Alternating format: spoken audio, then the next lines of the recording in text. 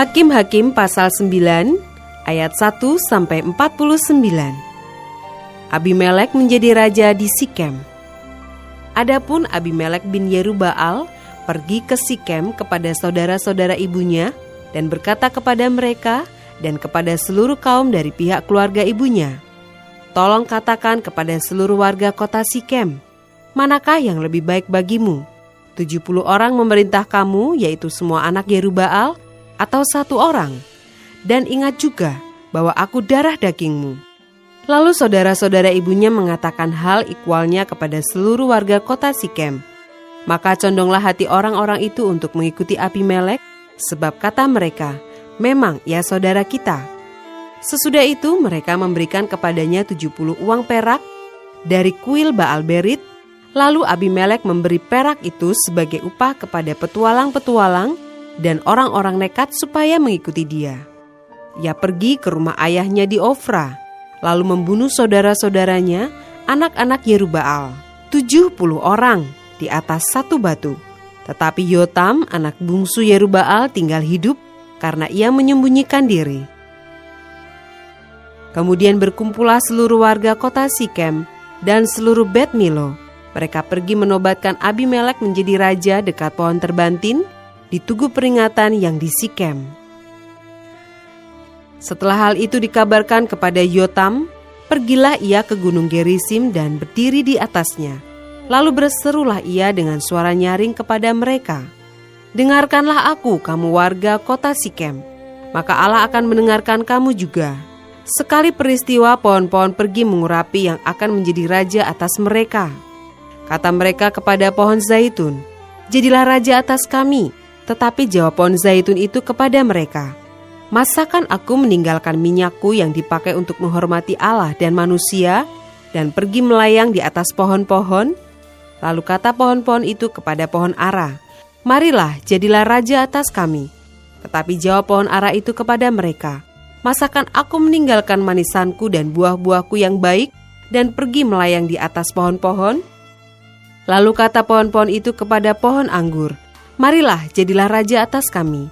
Tetapi jawab pohon anggur itu kepada mereka, "Masakan aku meninggalkan air buah anggurku yang menyukakan hati Allah dan manusia dan pergi melayang di atas pohon-pohon?" Lalu kata segala pohon itu kepada semak duri, "Marilah, jadilah raja atas kami." Jawab semak duri itu kepada pohon-pohon itu, "Jika kamu sungguh-sungguh mau mengurapi aku menjadi raja atas kamu, datanglah berlindung di bawah naunganku. Tetapi jika tidak, biarlah api keluar dari semak duri dan memakan habis pohon-pohon aras yang di gunung Libanon. Maka sekarang, jika kamu berlaku setia dan tulus ikhlas dengan membuat Abimelek menjadi raja, dan jika kamu berbuat yang baik kepada Yerubbaal dan kepada keturunannya, dan jika kamu membalaskan kepadanya seimbang dengan jasanya, bukankah ayahku telah berperang membela kamu dan menyabung nyawanya, dan telah melepaskan kamu dari tangan orang Midian? Padahal kamu sekarang memberontak terhadap keturunan ayahku dan membunuh anak-anaknya, 70 orang banyaknya, di atas satu batu, serta membuat Abimelek anak seorang budaknya perempuan menjadi raja atas warga kota Sikem karena ia saudaramu.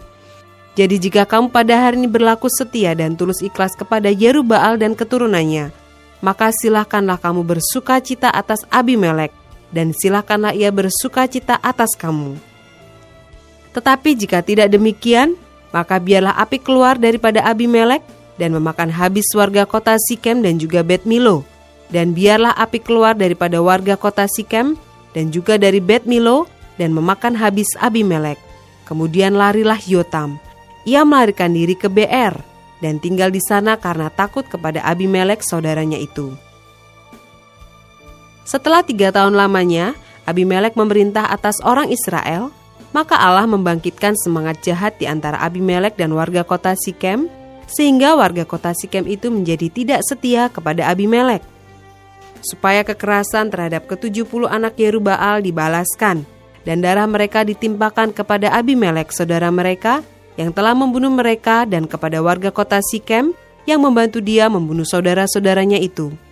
Sebab warga kota Sikem itu menempatkan orang untuk menghadang dia di puncak gunung dan merampas setiap orang yang melewati mereka melalui jalan itu. Hal itu dikabarkan kepada Abimelek. Sementara itu Gaal bin Ebed beserta saudara-saudaranya telah datang dan pindah ke kota Sikem. Warga kota Sikem percaya kepadanya, jadi pergilah mereka ke ladang. Mereka mengumpulkan hasil kebun anggur mereka dan mengirik memerasnya, lalu mengadakan perayaan. Mereka masuk ke kuil Allah mereka dan makan minum sambil mengutuki Abimelek. Berkatalah Gaal bin Ebed, "Siapa itu Abimelek dan siapa kita orang Sikem? Maka kita menjadi hambanya. Bukankah anak Zerubbaal dan Zebul wakilnya menjadi hamba orang-orang Hemor ayah Sikem? Jadi mengapakah kita menjadi hambanya? Sekiranya orang-orang kota ini ada di dalam tanganku, maka tentulah aku mengenyahkan Abimelek." Lalu berkatalah ia ke arah Abimelek, "Perkuatlah tentaramu dan majulah." Ketika Zebul penguasa kota itu mendengar perkataan Gaal bin Ebed, bangkitlah amarahnya. Ia mengirim utusan kepada Abimelek di Aruma dengan pesan, "Gaal bin Ebed dan saudara-saudaranya telah datang ke Sikem, dan ketahuilah mereka menghasut kota itu melawan engkau. Oleh sebab itu berangkatlah pada waktu malam, engkau dan rakyat yang bersama-sama dengan engkau itu, dan adakanlah penghadangan di padang. Esoknya pagi-pagi, pada waktu matahari terbit, haruslah engkau menyerbu kota itu. Dan jika ia dan orang-orangnya keluar melawan engkau, maka engkau dapat berbuat kepadanya sesuai dengan keadaan yang kau dapati." Sebab itu berangkatlah Abimelek pada waktu malam beserta segala rakyat yang bersama-sama dengan dia. Lalu mereka mengadakan penghadangan dalam 4 pasukan untuk melawan Sikem. Ketika Gaal bin Ebed pergi keluar dan berdiri di depan pintu gerbang kota itu, Abimelek kebetulan bangun dari tempat penghadangannya beserta rakyat yang bersama-sama dengan dia. Ketika Gaal melihat rakyat itu, berkatalah ia kepada Zebul, "Lihat, ada orang banyak turun dari puncak gunung." Jawab Zebul kepadanya, "Itu bayang-bayang gunung yang kau sangka manusia." Kata Gaal sekali lagi, "Lihat, ada orang banyak turun dari gunung pusat tanah, dan satu kelompok datang dari jalan pohon terbantin peramal." Jawab Zebul kepadanya, "Di manakah mulutmu itu yang mengatakan, 'Siapa itu Abimelek? Maka kita menjadi hambanya'? Bukankah ini orang-orang yang telah kau hina itu?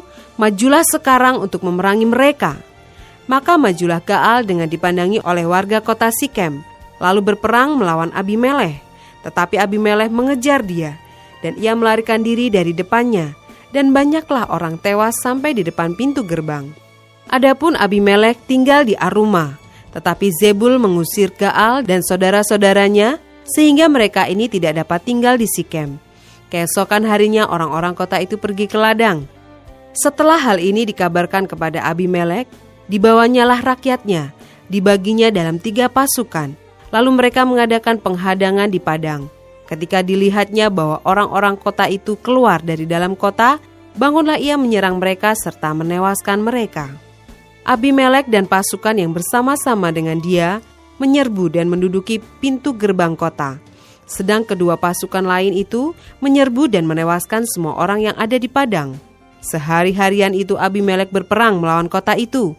Ia merebut kota itu dan membunuh orang-orang yang di dalamnya. Kemudian dirobohkannya kota itu dan ditaburinya dengan garam. Mendengar itu, masuklah seluruh warga kota menara Sikem ke dalam liang di bawah kuil El-Berit. Dikabarkanlah kepada Abimelek bahwa seluruh warga kota menara Sikem telah berhimpun di sana. Lalu Abimelek dan seluruh rakyat yang bersama-sama dengan dia naik ke gunung Zalmon. Abimelek mengambil kapak, lalu memotong dahan-dahan kayu, mengangkatnya dan meletakkannya ke atas bahunya sambil berkata kepada rakyatnya yang bersama-sama dengan dia, "Turutilah dengan segera perbuatanku yang kamu lihat ini." Kemudian rakyat itu juga masing-masing memotong dahan-dahan, lalu mengikuti Abimelek, meletakkan dahan-dahan itu di atas liang dan membakar liang itu di atas kepala orang-orang itu. Demikianlah semua penduduk kota menara Sikem juga mati, kira-kira 1.000 orang laki-laki dan perempuan.